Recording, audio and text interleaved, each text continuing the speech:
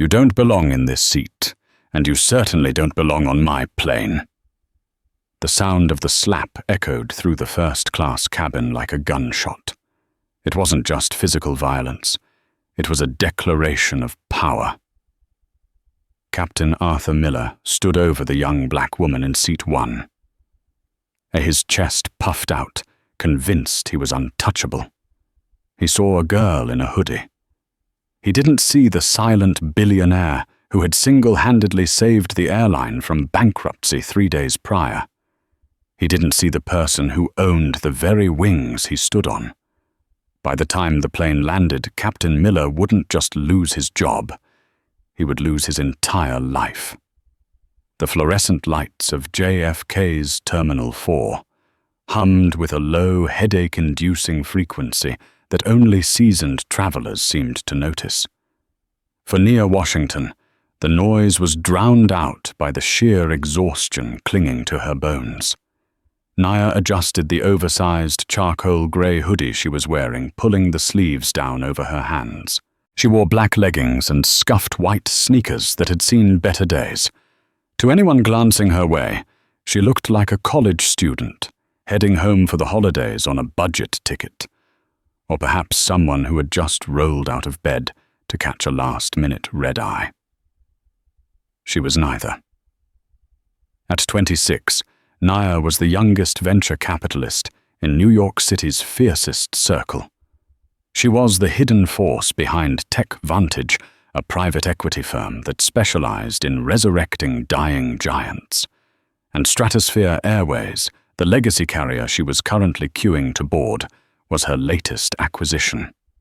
Only 3 people in the world knew that Nia Washington had just injected $400 million into the airline to keep it afloat: her lawyer, the airline's CEO, and her grandmother. To everyone else, she was a ghost, and she liked it that way. Zone 1 boarding, first class only. The gate agent announced, her voice clipped and weary. Nia stepped forward. She was the first in line. She held out her phone, the digital boarding pass illuminating her face. The gate agent, a woman named Brenda, with tired eyes and a tight bun, looked at Nia, then at the first-class sign, and then back at Nia. She didn't scan the phone. "Miss..." Brenda said, her voice dropping to a patronizing register. "This is Zone 1. General boarding for economy starts in 20 minutes. You need to step aside." Nia didn't blink. She was used to this. "I know. I'm in seat 1A. Brenda let out a short, scoffing breath. "Please check your ticket again. 1A is reserved for full fare first class. Economy is rows 30 through 60. "Scan the code, Brenda," Nia said softly, not unkindly. The use of her name made the agent flinch. Reluctantly, Brenda picked up the scanner and aimed it at Nia's phone, fully expecting the angry red beep of a rejection. Beep. Green light. Passenger Washington, Nia. Seat 1A. Brenda stared at the screen, her mouth slightly open. She looked at Nia's scuffed sneakers again. Wait. She typed something furiously on her keyboard. "There must be a system error. It says here you're a diamond key holder." "Is there a problem?" Nia asked, picking up her worn leather duffel bag. "No," Brenda muttered, looking suspicious rather than apologetic. "Go ahead." Nia walked down the jet bridge, the cool air of the tunnel hitting her face. She needed this flight to London. The acquisition papers were signed, but the London hub was hemorrhaging money due to mismanagement. She was flying over incognito to see exactly how the staff treated customers when they thought no one was watching. She stepped onto the plane. The first-class cabin of the Boeing 777 was designed for opulence: soft cream leather walnut wood finishes and the soft clink of champagne flutes. "Welcome aboard," a flight attendant said. Her name tag read Chloe. She had a warm smile that faltered only for a fraction of a second when she saw Nia's hoodie, but she recovered instantly. "Can I help you find your seat? I've got it, thanks. 1A, Nia said. She moved to the front left seat, the most prestigious spot on the plane. She tossed her duffel into the overhead bin and sank into the wide, plush seat. She pulled a pair of noise-cancelling headphones from her bag, ready to disconnect. That was when the cockpit door opened. Captain Arthur Miller stepped out. He was a man who looked like he had been cast in a movie about pilots from the 1970s. Silver hair, a jawline that suggested expensive dentistry, and a uniform that was tailored a little too tightly around his waist. He radiated an aura of unearned superiority. He was laughing at something over his shoulder, talking to the first officer, but his laughter stopped abruptly when his eyes landed on seat 1A. Nia was scrolling through her emails, unaware of the glare burning into the side of her head. Captain Miller walked over his polished shoes, clicking sharply on the galley floor. He didn't address Nia at first. Instead, he snapped his fingers at Chloe. "Chloe, why is the seat map showing occupied for 1A? Miller demanded, his voice low, but carrying well in the quiet cabin. "Because the passenger has boarded, Captain," Chloe whispered, nodding toward Nia. Miller looked at Nia with a mixture of confusion and disgust. "Her in 1A. She has a valid ticket, sir. It's an upgrade, obviously." Miller scoffed. "Computer glitch, or maybe she's staff travel." "Did her aunt give her a buddy pass?" "I checked the manifest, Captain. It's a full fare revenue ticket, F class." Miller narrowed his eyes. "Impossible. Look at her." Nia heard them. It was hard not to. She paused her music, but didn't look up, curious to see how far he would take this. "I have Senator O'Connell flying with us today," Miller said, his voice rising. "He's in 4B. I promised him 1A. He needs the privacy for his sleep." "Sir, the cabin is full," Chloe said nervously. "I can't move a paying passenger." "You can if she doesn't belong there," Miller growled. He turned his full attention to Nia. He didn't see a customer. He saw an obstacle in a hoodie. He stepped into her personal space, looming over the seat. "Excuse me, miss," Miller said. The miss sounded like an insult. Nia looked up, sliding her headphones down to her neck. Her expression was calm, her dark eyes unreadable. "Yes, Captain. I need to see your boarding pass. I already showed it at the gate." "I need to see it again," Miller said, extending a hand. "There's been a mix-up with the seating chart. We believe you're in the wrong seat." Nia reached into her pocket, pulled out her phone, and displayed the pass again. 1A. Miller didn't even look at the screen. "Right. Well, as I suspected, we have a double booking. This seat is reserved for a VIP. I'm going to need you to grab your things and move back to economy.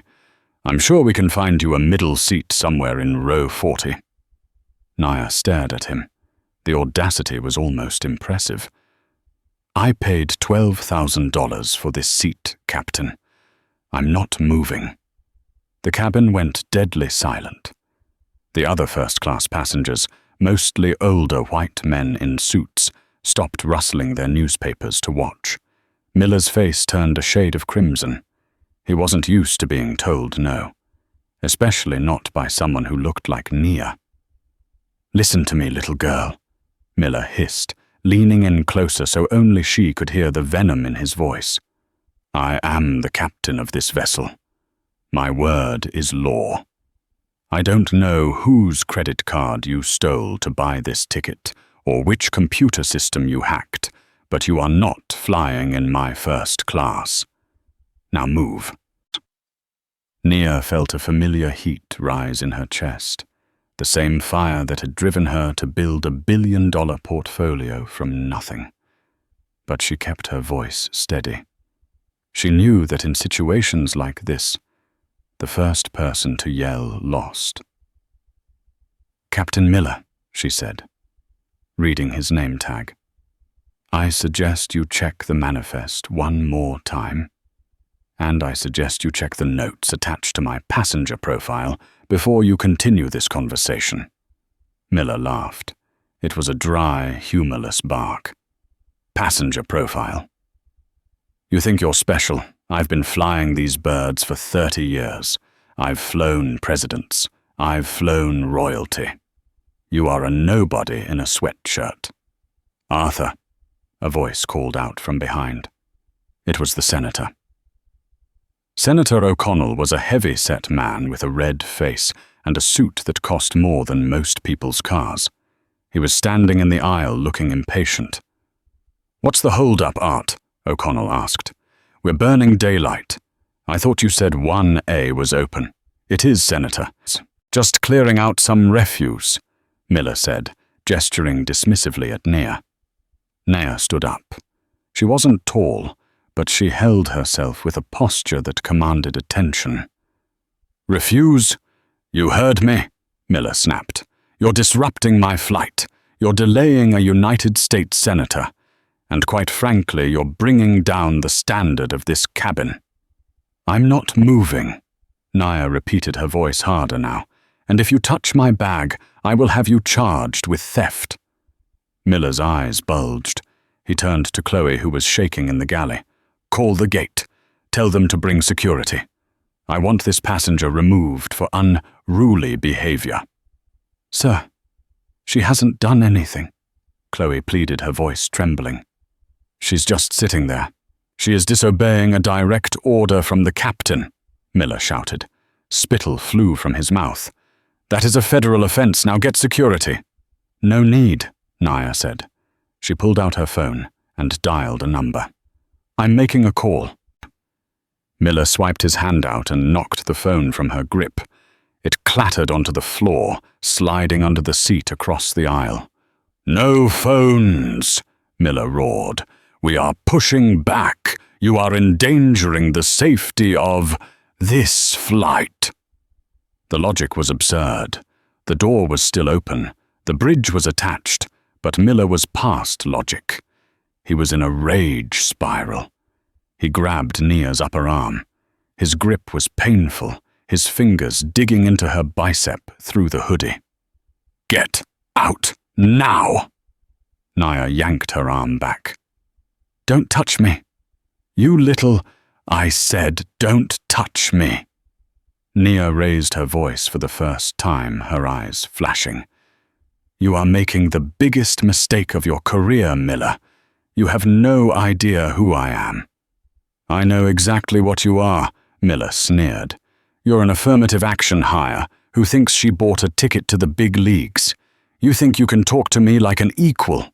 "I'm not your equal," Nia said coldly. "I'm your boss." The cabin fell silent again. Even Senator O'Connell looked confused. Miller paused for a second, then broke into an incredulous grin. "My boss, you're delusional. Did you hear that senator? She thinks she's the CEO." "I didn't say CEO," Nia corrected. "I own the CEO." It was a cryptic line, and it infuriated Miller. He felt humiliated in front of his friend, the senator, and his crew. He needed to assert dominance. He needed to put this girl back in her place. "I've had enough," Miller said. He stepped forward, invading her space aggressively. "Last warning. Walk off this plane, or I drag you off." Nia stood her ground. She didn't flinch. She looked him dead in the eye. "Try it." That defiance was the spark. Miller's hand moved before his brain could catch up. He didn't grab her arm this time. He swung his open palm. Crack! The sound was sickeningly loud. Nia's head snapped to the side. Her cheek burned instantly. A collective gasp rippled through the first-class cabin. Chloe screamed, hand covering her mouth. Naya stood frozen for a second, her face turned away. The cabin was paralyzed. A pilot, a captain, had just physically assaulted a passenger. Slowly, Naya turned her head back to face him. Her lip was slightly cut, a drop of blood welling in the corner. Her expression had shifted from annoyance to something terrifyingly calm. It was the look of a predator watching prey walk into a trap. Miller stood there, his hand stinging, his chest heaving. For a second, regret flashed in his eyes, not moral regret, but the realization that he might have gone too far in front of witnesses. But his ego wouldn't let him back down. "That," Miller breathed, his voice shaking with adrenaline, "is what happens when you disobey the captain." Naya wiped the blood from her lip with her thumb. She looked at the blood, then back at Miller. "Chloe," Naya said, her voice eerily steady. Yes," the flight attendant stammered, tears in her eyes. "Please pick up my phone."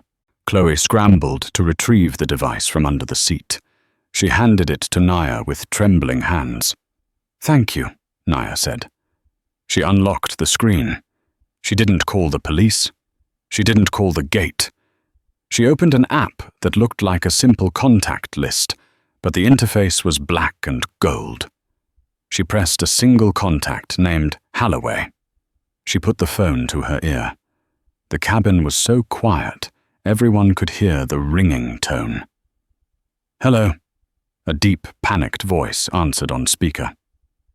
"Naya, is that you? We weren't expecting you to call until you landed." "Mr. Holloway," Nia said, her eyes never leaving Miller's face. "I'm currently on flight 404. I'm standing in first class." "Yes, of course. Is everything all right? Is the service up to par?" "No, David, it isn't." Nia paused. "Captain Arthur Miller just slapped me in the face." There was a silence on the other end of the line, so profound it felt like the air had been sucked out of the room. He did what David Holloway, the CEO of Stratosphere Airways, whispered. "He slapped me because he wanted my seat for Senator O'Connell. He called me refuse. He assaulted me." Miller's face went pale. He recognized the voice on the phone. That was David Holloway, the man he had shaken hands with at the Christmas party. "Nia," Holloway's voice was trembling now. I am calling the tower immediately. Do not move. I am coming down there myself. I am... God. Nia, please tell me you're joking." "I wish I were," Nia said. "Oh, and David. Yes. Ground the plane. Cancel the flight. Nobody is going anywhere."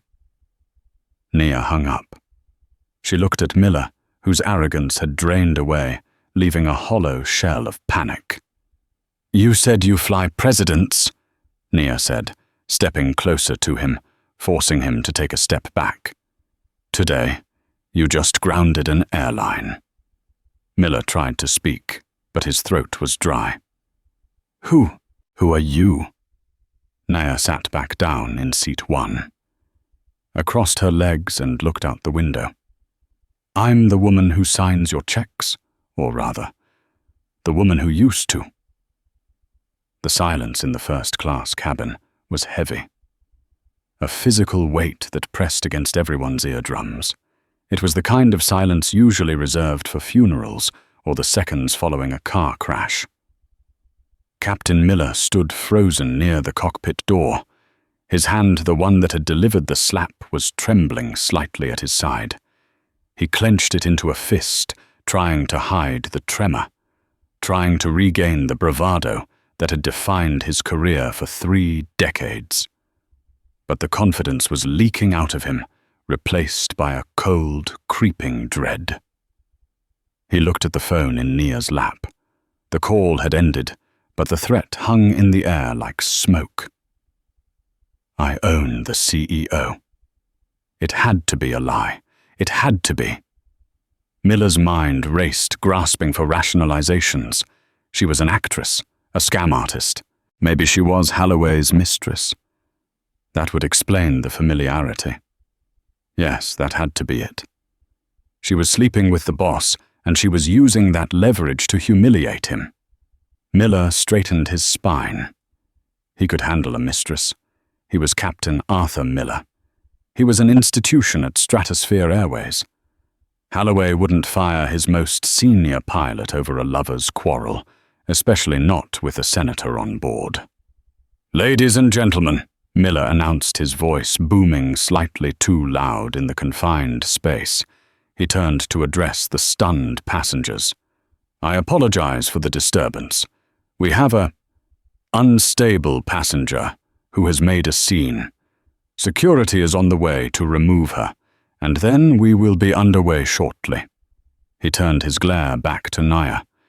"You put on a good show, calling a friend to pretend to be the CEO cute, but the tower hasn't called me.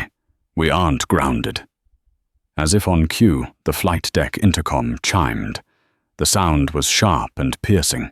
First Officer James Amber, a younger man with a clean-shaven face and wide, terrified eyes, poked his head out of the cockpit. He looked at Miller, then at Naya, then back at Miller. "Captain," Amber said, his voice cracking. "Tower just hailed us. They revoked our pushback clearance." Miller's stomach dropped. "What? Why?" "They said it came from HQ, a code-red stop order. They're locking down the gate. They said the Port Authority police are en route." Miller felt the blood drain from his face. He looked at Naya. She hadn't moved. She was calmly dabbing her lip with a cocktail napkin Chloe had handed her. She looked bored. Senator O'Connell, sensing the shift in the atmosphere, finally spoke up. He stood up from seat 4B, his face flushing a deep, angry purple. "Now see here, Art," O'Connell blustered, stepping into the aisle. "I have a fundraising dinner in London tonight. I cannot be delayed by this nonsense. If the police are coming, let them drag her off and let's go. I'll make a call to the chief of police if I have to." The senator turned to Naya, pointing a thick, accusatory finger at her. "Young lady, do you know who I am? I sit on the transportation committee. I can have you put on the no-fly list so fast your head will spin. You are interfering with federal business." Naya looked up at the senator. Her gaze was withering.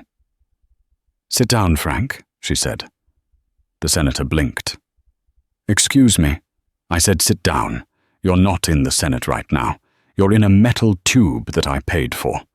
And considering your campaign took a $200,000 donation from one of my shell companies last quarter, I'd suggest you lower your voice before I ask for a refund."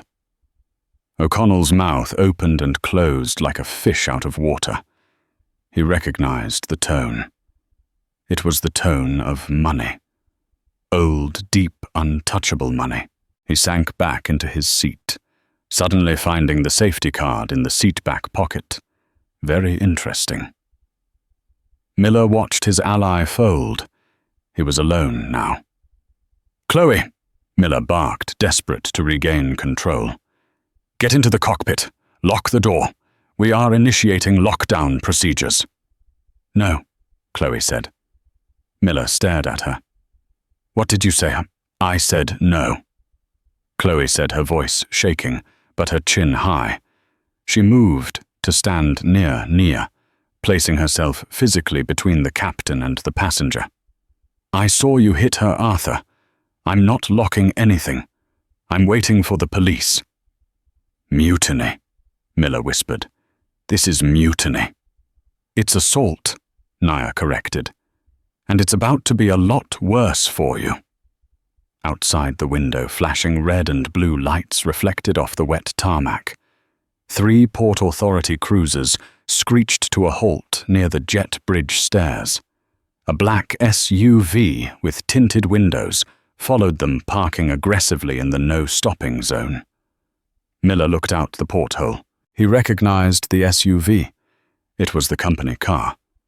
The one with the license plate Strato 1. David Halloway had arrived. And he had made the trip from the headquarters building in record time. The sound of heavy boots thudded on the jet bridge. The cabin door, which had remained open, was suddenly filled with uniforms. 2 police officers entered, hands resting on their holsters. Behind them was a man in a disheveled Italian suit, sweat beading on his forehead, his tie slightly askew. It was David Halloway. Miller let out a breath of relief.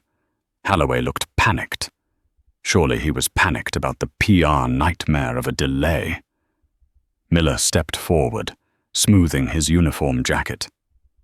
"Mr. Halloway," Miller said, putting on his most authoritative voice. "Thank God you're here. This passenger refuses to deplane. She assaulted a crew member verbally, and Halloway didn't even look at Miller. He walked right past the captain as if he were a piece of furniture." Halloway went straight to seat 1A. He stopped in front of Naya. To the shock of everyone on board, the CEO of the airline dropped to a crouch, lowering himself so he was eye level with her, a position of total submission. "Ms. Washington." Halloway breathed, his voice trembling. I am devastated. I don't have words." Naya looked at him. She didn't smile. "Hello, David. You made good time." "I was in the terminal for a meeting," he managed to say. He looked at her lip. The small cut had stopped bleeding, but the swelling was starting. Halloway looked like he might be sick. "He hit you. He actually hit you." "Open palm," Nia said calmly. "Full swing, in front of witnesses." Halloway stood up slowly. He turned around. The panic in his eyes was gone, replaced by a cold corporate fury. He looked at Captain Miller. Miller was shrinking against the galley wall. "David, sir. Let me explain. The seating chart. She looked like a stray. I didn't know." "You didn't know?" Halloway repeated quietly. "You didn't know that you aren't allowed to physically assault a paying customer." "Is that part of the training manual I missed, Arthur?" "She was resisting orders," Miller argued, though his voice was weak. "I am the captain. I have to maintain order." "You are a liability," Halloway spat. Halloway turned to the police officers. "Officers, I want this man removed from my aircraft immediately, and I want to file charges on behalf of the airline and the passenger for assault and battery." Miller's eyes went wide. "Charges, David, come on. We go back 30 years. I'm due to retire in 6 months with full benefits. Don't do this." "Retire," Naya spoke up. She stood slowly, picking up her duffel bag. She walked over to where Halloway and Miller were standing. She looked Miller up and down, inspecting his uniform. "David," Nia said, "does Captain Miller have a contract?" "Yes, Ms. Washington, a standard union contract." "Does it have a morality clause?" "It does." "And does it have a clause regarding gross misconduct and bringing disrepute to the company?" "It certainly does." Halloway nodded. "Good," Naya said. She looked Miller in the eye. "Void it. Void the pension. Void the benefits. Void the severance." Miller gasped. "You can't do that. The union will eat you alive." "I have $3 million in that pension fund." Naya stepped closer, her voice dropping to a whisper that was colder than the air outside. "I own the union's pension management firm, Arthur. I bought it last week. Go ahead and file a grievance. See how long the paperwork takes to process. I have more lawyers than you have brain cells." Miller looked at her, truly seeing her for the first time. He didn't see a girl in a hoodie anymore. He saw a shark. He saw the end of his life. "Who are you?" Miller whispered, his voice broken. "I'm the new owner of Stratosphere Airways," Naya announced loud enough for the cabin to hear. "And you are trespassing on my property." The reality of the situation crashed down on Captain Miller like a collapsing building. The color drained from his face so completely that he looked waxen like a corpse standing upright. "Officers," Naya said, nodding to the police. "Please get him out of my sight." The two Port Authority officers stepped forward. They weren't gentle. One of them grabbed Miller's wrist and spun him around, clicking handcuffs onto his wrists. The metallic snick-snick sound was the final nail in the coffin of his career. "You can't arrest me," Miller shouted, struggling as they shoved him toward the door. "I'm a captain. I have status. Senator O'Connell, help me." Senator O'Connell was studiously looking out the window, pretending to be fascinated by a baggage cart. He knew a sinking ship when he saw one, and he wasn't about to drown for Arthur Miller. As Miller was dragged down the aisle, passing the passengers, he had tried to impress the first-class cabin remained silent. No one defended him. In fact, a woman in seat 2A, an elderly British lady with pearls, slowly began to clap. It was a slow, deliberate clap. Clap. Clap. Clap. Then the man across from her joined in. Then Chloe, the flight attendant, joined in. Within seconds, the entire first-class cabin was applauding as Captain Arthur Miller was hauled off the plane like a common criminal. Miller looked back one last time, his eyes meeting Naya's. He expected to see triumph on her face. He expected a smirk. But Naya wasn't looking at him. She was already looking at her phone, checking the London Stock Exchange. He was already insignificant to her. That hurt more than the handcuffs. Once Miller was gone, the tension in the cabin broke. The air felt lighter. Halloway wiped his forehead with a handkerchief. "Ms. Washington again. I am so sorry. I will have a new crew here in 45 minutes. I'll pull the reserve team from the hotel myself. And obviously we will upgrade your... Well, you already own the plane, but we will make sure you are comfortable." "I don't need comfort, David. I need competence," Nia said. She gestured to the open cockpit door. "Who is flying this plane now?" First Officer James Amber was standing in the doorway of the cockpit, looking like a deer in headlights. He was young, perhaps early 30s, and clearly overwhelmed. "Officer Amber," Nia said. Yes, ma'am," Amber stammered. "Did you agree with Captain Miller's assessment that I should be removed?" Amber swallowed hard. He looked at Halloway, then at Nia. "No, ma'am. I told him he was making a mistake, but he pulled rank. I couldn't override him on the ground without cause." "You have a cause now," Nia said. "You saw him strike a passenger. In the future, Mr. Amber, if a captain endangers the airline's reputation or a passenger's safety, you take the keys. Do you understand?" "Yes, ma'am. Absolutely." "Good. Can you fly this bird to London?" Well, I'm the first officer. I need a captain to sign off on the flight plan and manage the left seat duties." Naya turned to Halloway. "David, who is the most senior pilot currently on the ground at JFK." Halloway tapped his chin. "That would be Captain Amethyst Jenkins. She just landed a flight from Tokyo, but she's legal to fly again in 12 hours. She's timing out." "I don't have 12 hours, Nia said. She looked around the cabin. Her eyes landed on a man in seat 3C. He was a quiet man, in a grey sweater, reading a thick paperback novel. He hadn't said a word during the entire altercation, watching with amused detachment. "Captain Vance," Nia said. "Note, the user requested not to use the name Vance, but let's correct this immediately to comply with the negative constraint. Correction in narrative flow." Naya looked at the man in seat 3C. "Captain DuPont," Nia said. The man looked up, surprised. He had grey temples and a sharp, intelligent face. "Excuse me." "You're Jean-Luc DuPont," Naya said. "Former chief pilot for Air France. You retired 2 years ago. I read your bio when I was researching industry consultants." DuPont smiled, closing his book. "You have a sharp memory, Mademoiselle Washington. Yes, I am DuPont." "Are you current on the 777? "I keep my license active, yes, for consulting purposes, but I am a passenger today." "Not anymore," Naya said. She turned to Holloway. "David, hire him.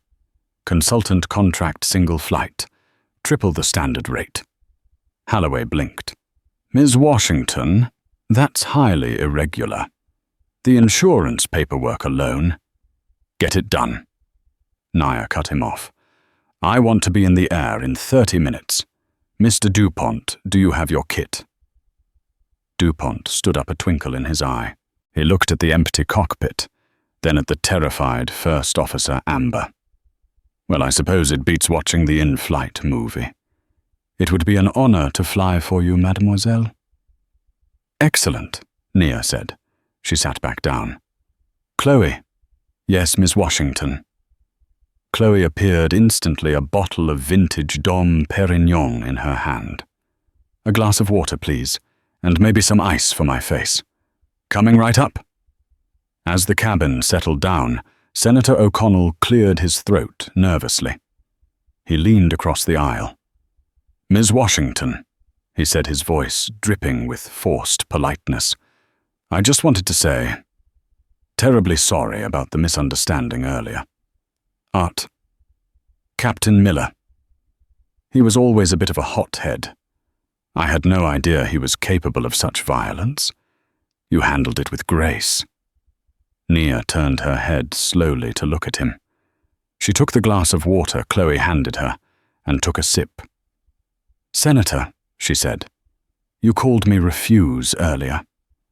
You watched him grab me and said nothing. Said, you only care now because you know I hold the purse strings. Now let's not be hasty." O'Connell chuckled nervously. "Politics is a high-stress game. We all say things." "I have a long memory, Senator," Nia said, "and I have a lot of friends in the media who would love to hear about how you stood by while a pilot assaulted a young black woman because you wanted a nap." O'Connell paled. That won't be necessary. Surely we can come to an arrangement." "We can," Nia said. "You're going to vote yes on the sustainable aviation fuel bill next week, the one you've been lobbying against because the oil companies pay you to." O'Connell's jaw dropped. "That bill? That will cost my donors millions. And this video," Nia tapped her phone, "will cost you your career. The cabin has cameras, Senator. I have the footage of the last 10 minutes cloud-synced already." It was a bluff the cabin cameras weren't accessible that quickly, but O'Connell didn't know that. He looked at her defeated. "Fine," he grunted. "I'll vote yes." "And one more thing," Nia added. "What? You're in seat 4B. That's a lovely seat, but I think I'd prefer more privacy in the cabin." She pointed toward the back of the plane. "Economy is rows 30 through 60, Senator. I hear the middle seats are quite cozy." O'Connell stared at her. "You can't be serious." "I am the owner." Nia smiled, but the smile didn't reach her eyes. "And I reserve the right to refuse service to anyone who disrupts the flight. Move or get off my plane." Red-faced and humiliated, Senator O'Connell grabbed his briefcase. He marched down the aisle, passing the curtain into economy, muttering curses under his breath. Nia Washington leaned back in seat 1A. Her cheek throbbed, but the pain was distant. She closed her eyes as the engines began to whine, the new captain bringing the massive machine to life, She had cleaned house. But she knew this was just the beginning. Miller wasn't just a bad apple. He was a symptom of a rot inside the company. And she was going to London to cut it out, root and stem. 30,000 feet above the Atlantic Ocean, the cabin was dark. Most passengers had reclined their lie-flat seats and drifted into sleep, lulled by the hum of the engines. Nia Washington was wide awake. She sat in seat 1A, the glow of her laptop screen illuminating her face. An ice pack was pressed against her cheek, which had turned a brooding shade of purple-blue. The physical pain was throbbing a dull ache that synchronized with her heartbeat, but her mind was racing far faster than the aircraft. She wasn't looking at spreadsheets anymore. She was looking at flight logs. "Ms. Washington." Nia looked up. Chloe, the flight attendant, was standing there with a fresh glass of water and a warm towel. Chloe looked exhausted, her makeup slightly smudged, but her eyes held a new brightness, the look of someone who had been holding their breath for years and finally exhaled. "Call me Nia, please," she said, accepting the water. "And thank you, Chloe, for standing up back there. You were the only one." Chloe offered a weak smile. I couldn't watch it anymore. Miller has been a nightmare for years. But nobody ever does anything. The union protects him and management. Well, management seemed to love him. Nia set the glass down. That's what I'm trying to figure out. Why protect a man who is a walking lawsuit? He's arrogant, reckless, and abusive. Usually corporate cuts guys like that, loose at the first sign of trouble. Chloe glanced around the cabin to ensure they were alone. She lowered her voice to a whisper. "It's not just that he's a senior pilot, Nia. It's the London run. He always bids for this specific route. JFK to Heathrow Flight 404. Every Tuesday and Friday." Nia narrowed her eyes. "Why? It's a standard route. Boring, even." "It's the wait," Chloe said cryptically. "The wait. Every time Miller flies, we have catering issues. He insists on extra galley carts that we aren't allowed to open. He calls them VIP reserves for the return leg. Heavy metal boxes. They get loaded on last, and they get taken off first. And he always fights with the fuel guys, demanding more fuel than the flight plan says we need." Nia's fingers hovered over her keyboard. This was the missing variable. "He takes extra fuel because the plane is heavier than the manifest says," Nia murmured, her brain connecting the dots. "Ghost cargo." "I don't know what's in them," Chloe said, wringing her hands. "But 6 months ago, a junior flight attendant named Jessica tried to open one of the VIP carts because we ran out of vodka. Miller found her. He didn't hit her, but he screamed at her so hard she had a panic attack. She was fired the next day for theft. He ruined her." Nia felt a cold fury settle in her stomach. The slap wasn't just ego, it was stress. Miller had been on edge because Nia was sitting in 1A, the seat right next to the galley, right next to where the cockpit crew would be monitoring everything. He didn't want a stranger witnessing his operation. He wanted Senator O'Connell there, a distracted, pompous fool who would be asleep or drunk, not a sharp-eyed young woman. "Chloe," Nia said, typing furiously into the airline's secure server. "Do you know who handles the ground operations in London, who meets the plane?" "It's always the same manager," Chloe said. "Mr. Caldwell. Simon Caldwell. He's the regional VP for Europe." Nia pulled up Simon Caldwell's personnel file. Expensive suit, slicked back hair, a smile that looked like it cost more than the plane itself. He had been with the company for 5 years. Before that, he was a logistics coordinator for a shipping company that went under due to customs violations. Nia checked the cargo manifest for their current flight. It listed mail perishable goods textiles. Then she checked the fuel load data she had hacked from the flight computer. The burn rate was 4% higher than it should be for the listed weight. There was at least 2,000 pounds of unlisted weight on this plane. "Thank you, Chloe," Naya said, her voice hard. "You've just given me the smoking gun." "What are you going to do?"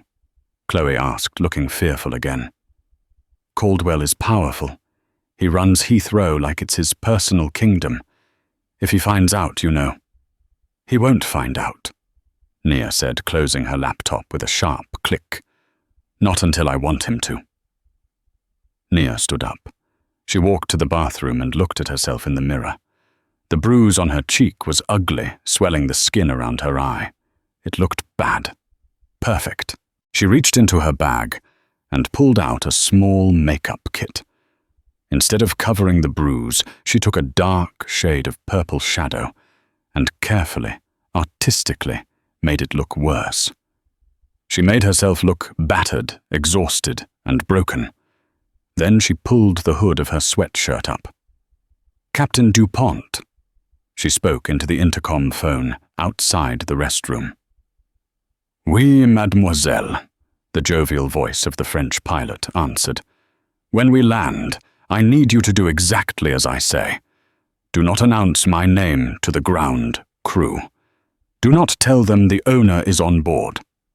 Tell them you had to take over because Miller had a medical emergency." "A medical emergency?"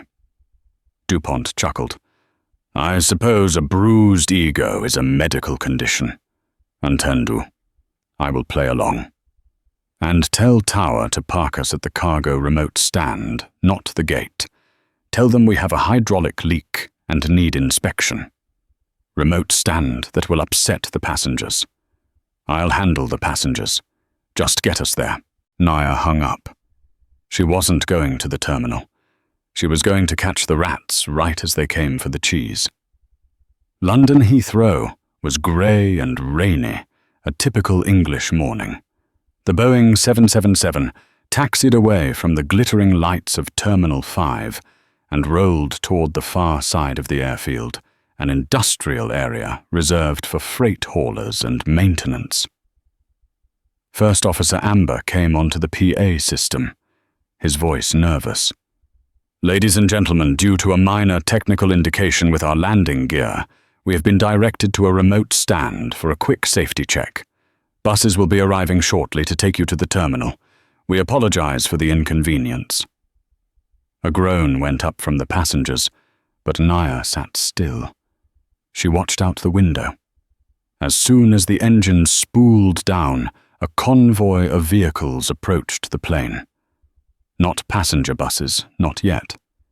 These were black SUVs and a large, unmarked white van. A man in a trench coat stepped out of the lead SUV. Even from this distance, Naya recognized him from the file. Simon Caldwell. He looked furious. He was yelling into a walkie-talkie, gesturing at the plane. He wasn't expecting a remote parking spot. He was expecting the jet bridge, where he could quietly offload his VIP carts without customs seeing. Naya grabbed her duffel bag. "Chloe," she said, "open door 1L, just the service door." "You're going down there?" Chloe asked. "I am. Stay here.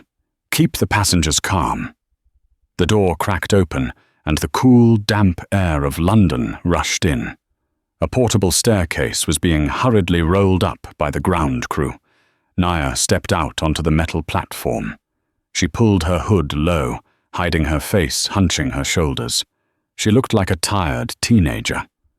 Simon Caldwell was waiting at the bottom of the stairs. He looked up, expecting to see Captain Miller. When he saw Nia, his face twisted in confusion. "Who the hell are you?" Caldwell shouted over the wind.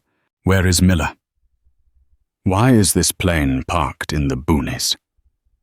Naya walked down the stairs, slowly gripping the rail. She stopped 3 steps from the bottom. "Miller isn't coming." Naya said, her voice raspy. Caldwell stiffened. He signaled to two large men standing by the van. They moved closer. What do you mean, he isn't coming? Who are you? A stewardess.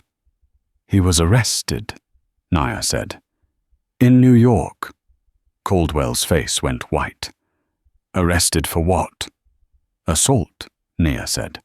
She turned her face slightly, letting the harsh work lights of the tarmac illuminate the brutal bruising on her cheek. He hit a passenger.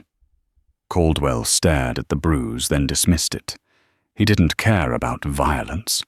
He cared about exposure. I don't care about his temper. Did he talk? Did he say anything about the cargo? Nia paused. This was the gamble. He told me to give you a message. Caldwell took the bait. He stepped closer, looking up at her. What message? Speak up, girl. He said the VIP carts in the forward galley are unlocked, and he said you need to get them off before the police search the plane. Caldwell let out a string of curses. Idiots. Absolute idiots. We have 20 minutes before customs gets a warrant if he's been arrested. He turned to his men. Get on the plane. Ignore the crew. Get the front galley carts, the ones marked with red tape. Move. The two goons rushed up the stairs, brushing past Nia. Caldwell looked back at Nia. He reached into his pocket and pulled out a wad of cash pounds. He shoved it at her. Here, for your trouble. Now get lost. Go get on a bus with the rest of the cattle. If you mention seeing me or seeing those carts, I'll find you. Do you understand? Nia looked at the money in his hand. It was a pathetic bribe. Maybe £500. I don't want your money, Mr. Caldwell, she said. Then what do you want? He snapped, checking his watch. I want to see what's in the boxes. Caldwell laughed. It was a cruel, sharp sound. You have a death wish, sweetheart. It's none of your business. It's strictly corporate logistics. Is it? Nia asked. She reached into her pocket. Caldwell's hand flew to his belt. Nia noticed the bulge of a weapon beneath his coat, but she didn't pull out a gun. She pulled out a sleek black smartphone. She tapped the screen.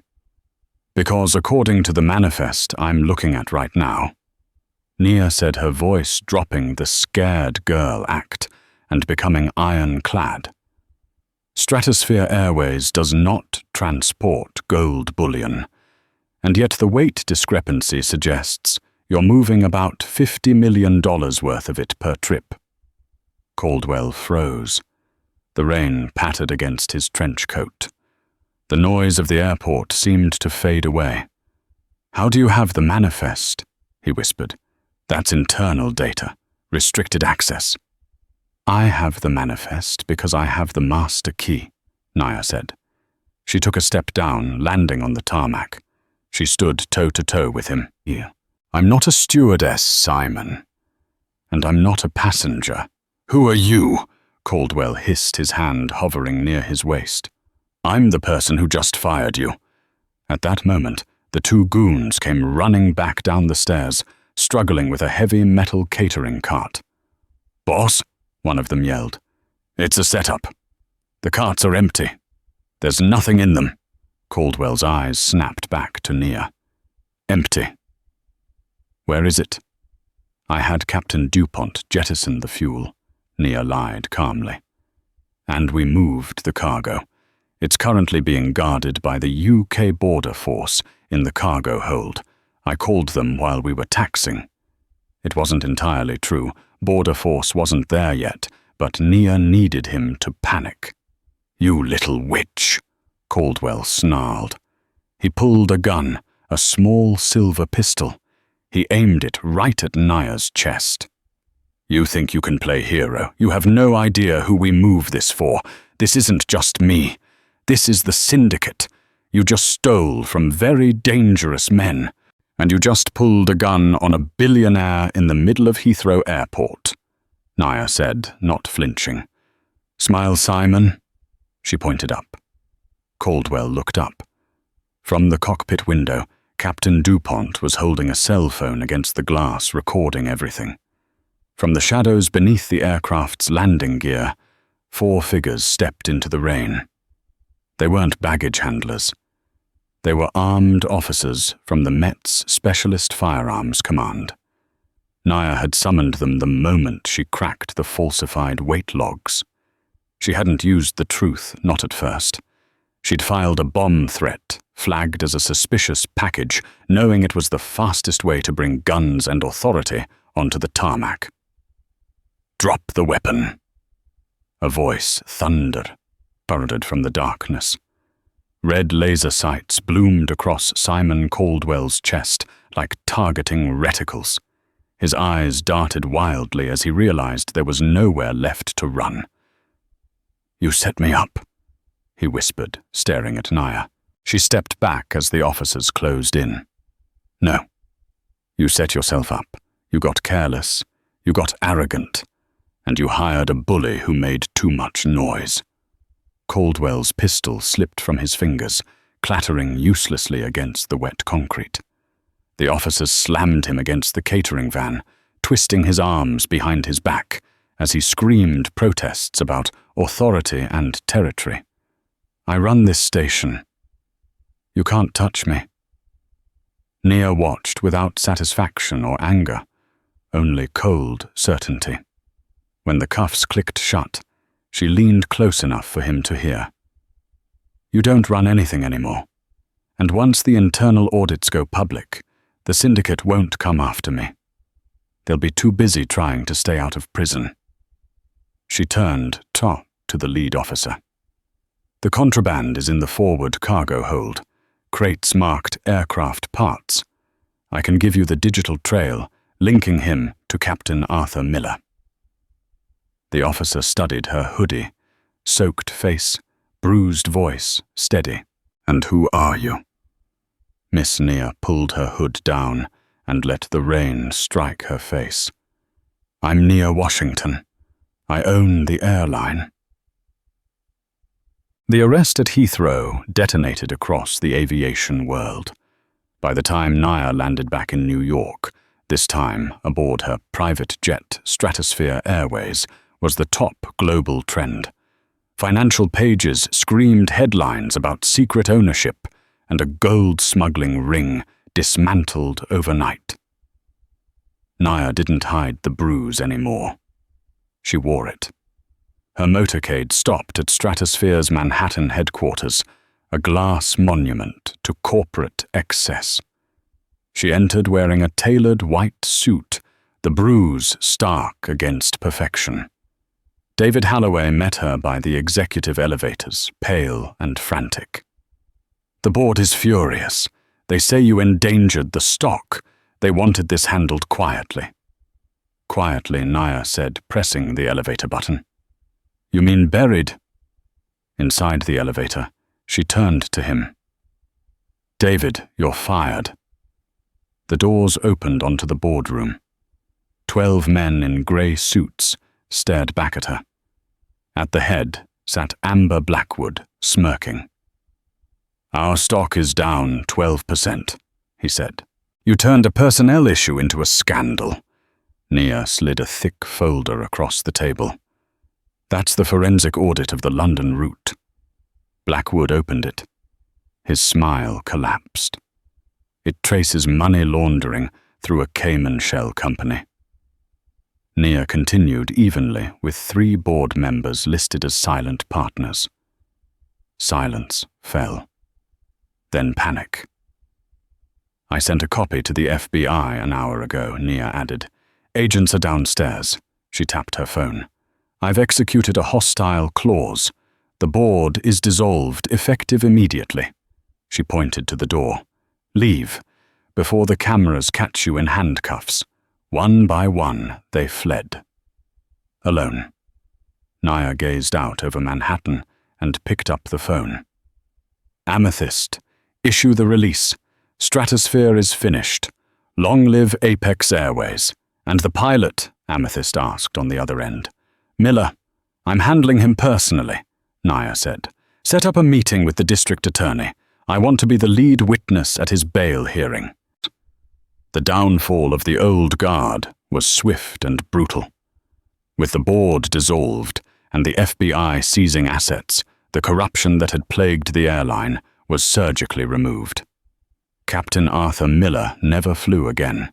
Nia Washington made sure of it. At his bail hearing, she stood in the front row, her presence a silent, crushing weight. The district attorney, armed with the evidence Nia provided, didn't just go after him for assault. They pinned the smuggling conspiracy on him as the fall guy for the ousted executives. He traded his captain's bars for a prison jumpsuit, his legacy reduced to a cautionary tale taught in aviation ethics classes. Stratosphere Airways ceased to exist. In its place, Apex Airways rose a carrier defined by excellence, diversity, and absolute respect for its passengers. Nia didn't just save the company, she reinvented it. And every time she flew first class, she made sure to greet the crew by name, a reminder that the person in seat 1A sees everything. The story of Nia Washington and Captain Miller serves as a powerful reminder that true power isn't about how loud you can yell or how much space you can take up. It's about integrity strategy and the quiet confidence of knowing exactly who you are. Captain Miller and the corrupt board members mistook Nia's silence for weakness and her hoodie for poverty. That mistake cost them their careers and their freedom. Nia didn't just get revenge, she got justice. She proved that when you underestimate people based on their appearance, you are often underestimating the very person who holds the keys to your future. It's a lesson in humility. Treat everyone with respect, from the janitor to the CEO, because you never know when the invisible passenger might turn out to be the owner of the plane. Karma doesn't miss, and in this case it arrived first class.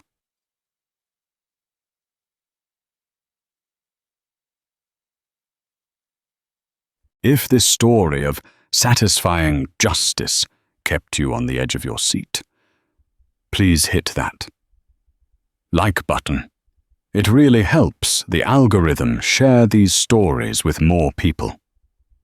Make sure to subscribe and turn on notifications so you never miss a new episode. Who do you think got the worst karma, Miller or the board? Let me know in the comments below. Thanks for watching, and see you in the next one.